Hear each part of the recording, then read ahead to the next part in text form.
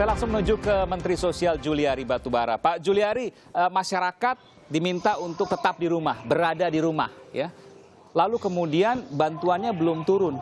Bayangan yang paling sederhana yang tadi disampaikan oleh Mbak Eni, akan makan apa mereka? Ya, yang pertama, tolong kita menggunakan istilah-istilah yang mungkin kurang tepat. Tidak ada dikunci di rumah. Betul. Ini bukan lockdown, bukan juga karantina wilayah. Ada pembatasan-pembatasan tertentu pasti untuk mengurangi kerumunan-kerumunan orang. Iya. Masyarakat masih bisa keluar rumah untuk membeli makanan di toko-toko tertentu masih. Betul. Jadi itu mungkin saya minta tolong agar media juga tidak menggunakan istilah-istilah yang berdiam di bisa rumah, Pak, ya. membuat panik. Diminta untuk berdiam di rumah itu. Ya, kemudian saya kira saya tadinya sebenarnya nggak mau bicara terlalu teknis, cuman kena Mbak Eni menyampaikan sesuatu yang mungkin kita perlu jelaskan. Jadi Silakan. terpaksa saya bicara harus agak sedikit teknis. Dari awal hampir seluruh pemerintah di dunia tidak ada yang siap. Kita lihat bagaimana Amerika, negara adikdaya, bagaimana Italia, Spanyol, Jerman, Inggris, ya, mereka juga kalang kabut semua menghadapi COVID-19 ini. Apakah ada yang sangat-sangat siap menghadapi COVID-19 ini? Saya kira tidak ada.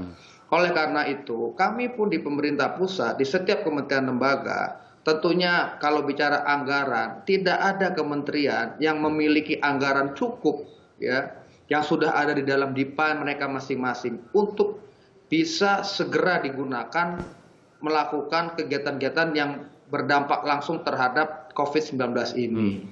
Oleh karena diperlukan realokasi anggaran, ya, direfocusing kegiatan. Dan ini semuanya ada prosesnya. Semua KL secara serentak melakukan realokasi refocusing anggaran yang harus disetujui oleh Kementerian Keuangan. Setelah disetujui, dikembalikan lagi berupa DIPA yang baru. Jadi ini yang kita sedang lakukan, ya. Kebetulan di Kementerian Sosial, Kementerian Kesehatan, ini adalah termasuk kementerian-kementerian yang sentral di dalam menghadapi COVID-19 ini. Oleh karena itu, tadi yang disampaikan Mbak Eni juga tidak sepenuhnya benar. Artinya kita tidak hanya berpikir yang reguler. Yang reguler tentu kita harus jalankan, bahkan kita tambah. Iya, artinya begini Pak Menteri, mohon maaf saya potong Pak Menteri. Artinya kalau seandainya nanti kita bicara efektivitas dari pembatasan sosial berskala besar. Ketika kemudian ada imbauan, ada arahan untuk kemudian berada di rumah, tapi mereka kan ada yang kekurangan. Mereka ada yang kemudian untuk membeli tidak bisa. Lalu kemudian pemerintah menyalurkan bantuan ini tidak serta-merta persis seperti tanggal PSBB. Mungkin bisa mundur seminggu atau mungkin lebih. Tentu itu tidak kita harapkan. Bagaimana kemudian mereka bisa diminta untuk berdiam di rumah, untuk tetap di rumah, ya? Lalu kemudian mereka tetap cukup untuk memenuhi kebutuhan pokoknya di rumah. Saya kira kita tidak perlu dibuat skenario seperti yang terlalu seram seperti itu. Yang pasti, pertama, pemerintah itu bukan hanya pemerintah pusat dan punya pemerintah pusat saja. Ada pemerintah pusat dan ada pemerintah daerah, ya. Dan pemerintah daerah ini, pasti Mbak ini juga paham, jauh lebih fleksibel dari sisi prosedural administrasi untuk menggunakan anggaran, ya. Karena pemerintah daerah ini juga yang paling tahu di daerahnya yang terdampak daerah mana saja, ya, segmen masyarakat mana saja. Ini yang kita harapkan juga segera menggelontorkan program-program bansos. Tentunya sambil menunggu program-program bansos tambahan yang dari pemerintah. Jadi sambil pemerintah belum turun, ini kemudian pemerintah daerah diharapkan untuk membantu. Begitu kurang lebih, Pak?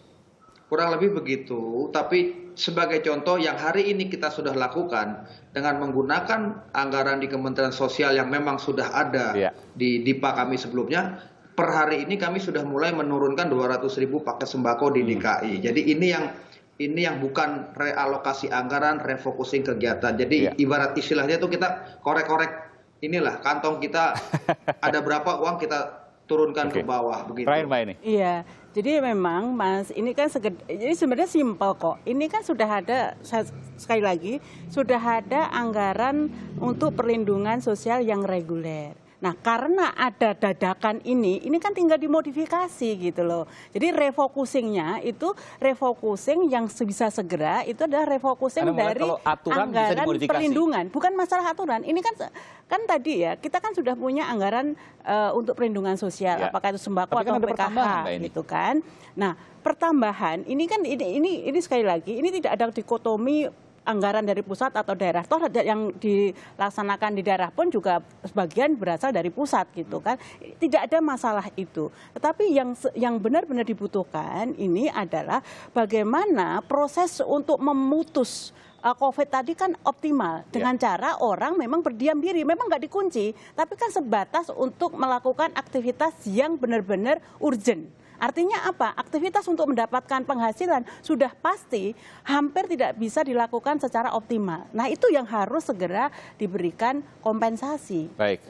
Pak Menteri, terakhir apa yang bisa disampaikan karena waktu sudah habis. Saya ingin menyampaikan terkait dengan apa jawaban ini dan menenangkan kemudian masyarakat sehingga mereka tidak perlu kemudian berpikir yang seperti kata Pak Menteri tadi parah gitu. Terpaksa saya ngomong sedikit teknis lagi karena tadi Mbak Eni menyampaikan hal yang agak teknis. Jadi yang anggaran kita tambahkan perluasan dari PKH atau sembako itu pun sebenarnya belum ada di kementerian kami. Itu juga termasuk nanti anggaran yang ditambah dari Kementerian Keuangan dengan hasil realokasi.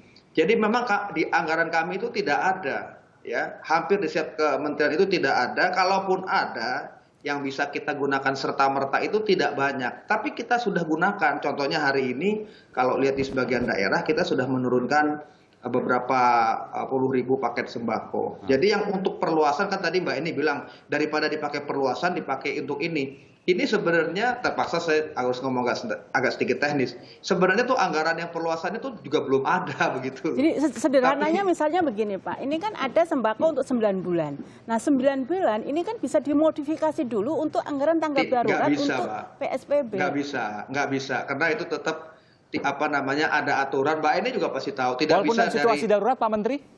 Nggak bisa, tetap nggak bisa. Tetap nggak bisa, baik. Tetap nggak bisa karena itu semua sudah ada aturan mainnya. Kalau bisa udah dari kemarin kita turunkan, Mas. Baik. Nanti kita akan coba terus kemudian informasikan terkait hal ini. Juga termasuk kawal. Terima kasih Pak Menteri Sosial Juliari Peter Batubara. Semoga lebih cepat Pak. Lebih baik, saya harus menggunakan bahasa Pak JK ini. Lebih cepat, lebih baik untuk kemudian menyalurkan ke masyarakat. Sekali lagi terima kasih atas informasinya. Pak Juliari Peter Batubara, Menteri Sosial Republik Indonesia telah memberikan informasi di Sapa Indonesia Malam. Terima kasih Mbak Eni Sriartati dari peneliti senior Indef yang kemudian memberikan informasi. Saudara, ini adalah akhir dari Sapa Indonesia